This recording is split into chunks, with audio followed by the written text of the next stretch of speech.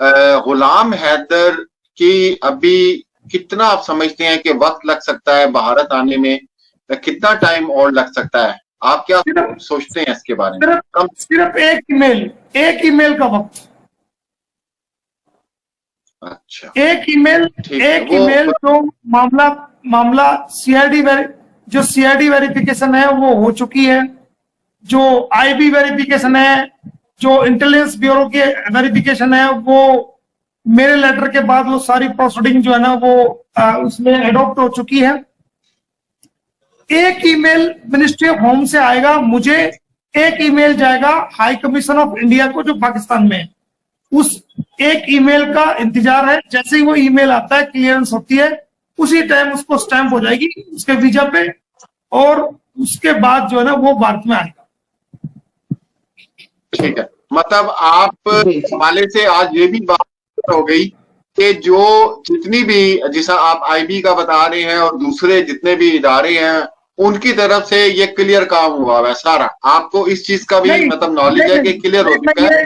नहीं नहीं नहीं नहीं नहीं नहीं, मैं ये कह रहा हूं कि जब भी कोई, मैं ये नहीं कह रहा क्लियर हो चुका, मैं ये कह रहा हूं कि जब भी कोई वीजा रिकमेंडेशन होम मिनिस्ट्री को जाती है तो होम मिनिस्ट्री अपने लेवल पे उसकी स्टेटस रिपोर्ट वो जो इंटेलिजेंस एजेंसी से उनसे मांगती है,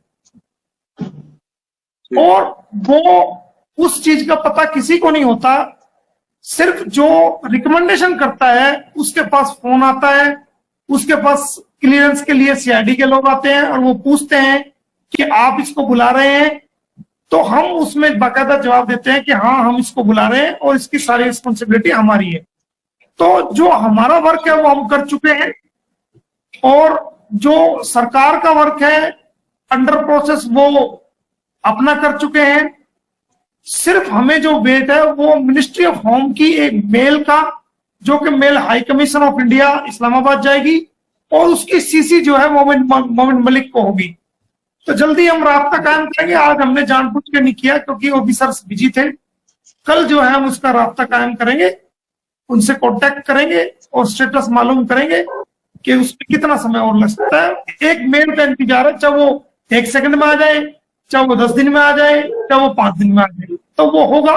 उसमें विचार चल रहा है और उसमें मिनिस्ट्री ऑफ होम अपनी तरफ से डिसीजन लेगी। अच्छा सर, इसमें मेरा एक क्वेश्चन है कि जिस तरह आप बताते हैं कि बहुत से पाकिस्तानी भाई हैं वो भारत में आए, उनका जो भी गवाही थी कुछ भी था दे के वो चले गए, और फिर इस तरह अगर पाकिस्तान में इस तरह कोई भी जरूरत, तो सर कभी कोई ऐसा हुआ है, कोई ऐसी आपको मुश्किल पेश आई है कि पाकिस्तान से भारत आने के लिए किसी के लिए बहुत मुश्किल का आपको सामना करना पड़े या उसको क्लियरेंस ना मिल रही हो? कोई एक ऐसा भी कोई केस आपके सामने आया? नहीं, रूटीन प्रोसेस है। मैं समझौता बॉम्ब ब्लास्ट आपका हुआ था यहाँ पानीपत में, उसमें 68 लोग मारे गए थे, जिसमें ज्यादातर लोग जो पाकिस्तान के मरे थे।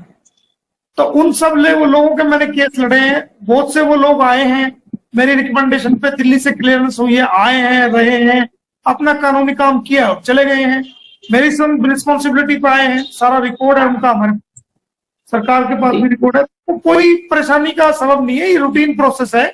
और भारत सरकार किसी का भी जायज काम नहीं रोकती है। गुलाम हैदर का भी जायज काम है, उसको अपने बच्चों से मिलना है, केस में शामिल होना है, कोर्ट में पेश होना है और अपनी कानूनी लड़ाई को रखना है, अपनी बात को रखना है।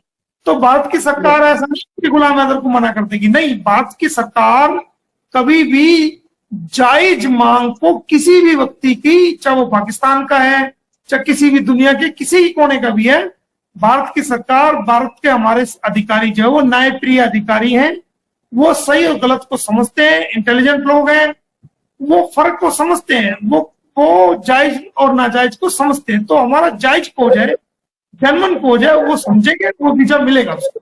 ये जो केस ट्रांसफर होगा तो सर ये सुप्रीम कोर्ट के हवाले से होगा या इधर से होगा, हाई कोर्ट से ही होगा?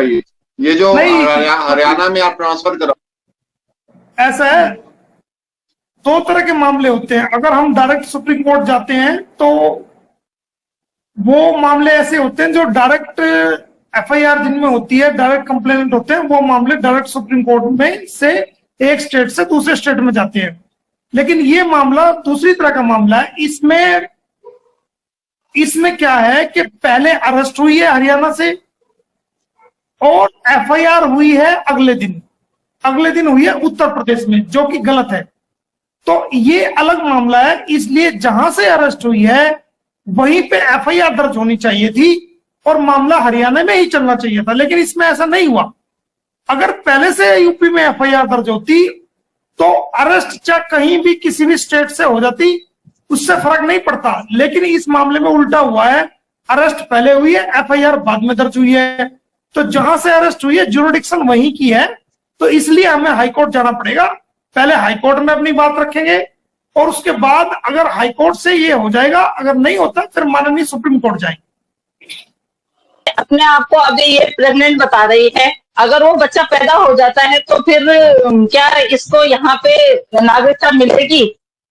मतलब मेरा सवाल नहीं है सर, मैं तो आपसे मैं बहुत बार पूछ चुकी हूँ और बहुत बार मैं सुन भी चुकी हूँ, लेकिन फिर भी लोगों का कहना ऐसा है, बहुत सारे चैनलों पे ये चल रही है कि वो 4 मंथ प्रेग्नेंट है, 5 मंथ प्रेग्नेंट है और उसको बोला गया है कि आप एक बच्चा पैदा कर लो तो शायद आपका ये लंबा खिंच जाएगा, 7 साल हो जाएंगे आपको यहाँ पे रहके। तो सर एक इनलीगल जो ट्रांसफर है, तो वो अगर बच्चा पैदा करते हैं तो क्या ऐसा पॉसिबल है?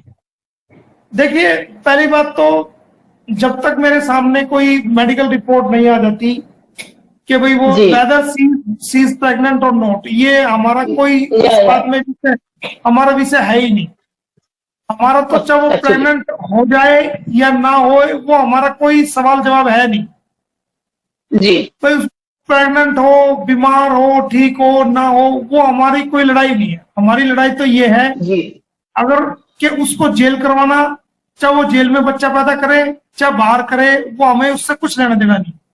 और अगर ऐसा होता है तो ये हमारा केस और मजबूत हो जाएगा, बच्चों का केस और मजबूत हो जाएगा, क्योंकि हम कोर्ट में इस बात को भी कह सकते हैं और इस बात को भी सरकार के सामने और जो हमारी मजबूत पक्ष हो गया उसमें रख सकते हैं कि देखिए जनाब, ये बिना तलाक के आई, इलीगल आई, इसने जो है ना गलत तरीके से मैरिज की और गलत तरीके से इलीगल जो संतान पैदा की। क्योंकि हमने जो फैमिली कोर्ट में केस लगाया हुआ है उसके अंदर हमने ये लाइन लिखी हुई है कि अगर इस इलीगल कंपनी से जो सचिन बीना और सीमा के साथ जो इलीगल कंपनी का मतलब है जो गलत संगत में ये लोग रह रहे हैं, उससे कोई उस इलीगल जो संतान पैदा होती है तो वो जो है वो इलीगल समझी जाए, उससे हमारा कोई लेना देना नहीं।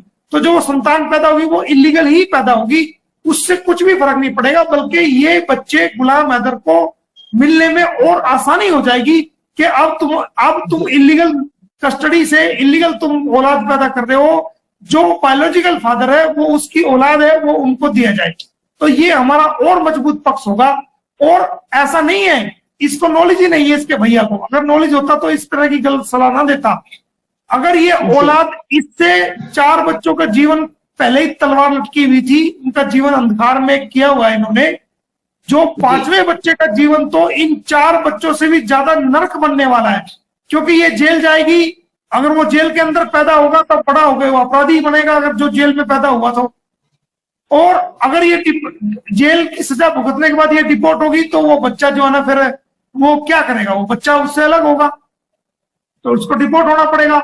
तो इन्होंने उस बच्चे की जिंदगी को भी जो है, अगर ऐसा सच है, उस बच्चे की लाइफ को भी स्पॉइल, पैदा होने से पहले ही उसकी तकदीर जो है स्पॉइल कर दी है, उसके लिए गलत जो है वो फैसला लिया है।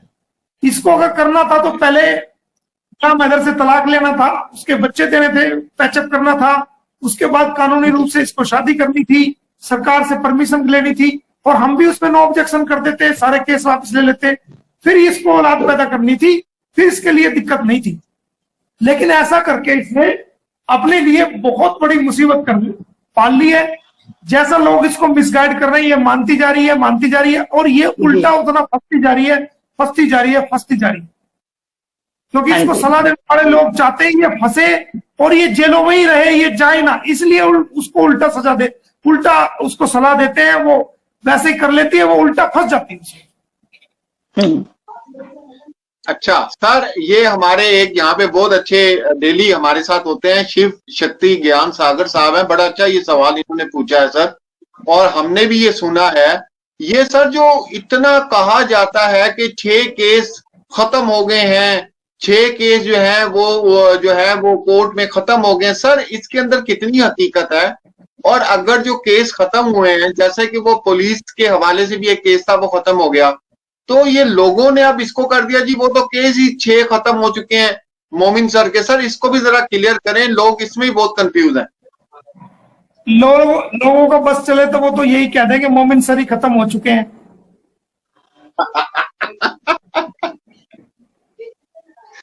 बहुत से लोग तो ऐसे हैं ना, बहुत से लोग ऐसे हैं जो रोज मोमिन मलिक को मारते हैं, मार के सोते हैं और सुबह को फिर वो जिंदा मिलता है।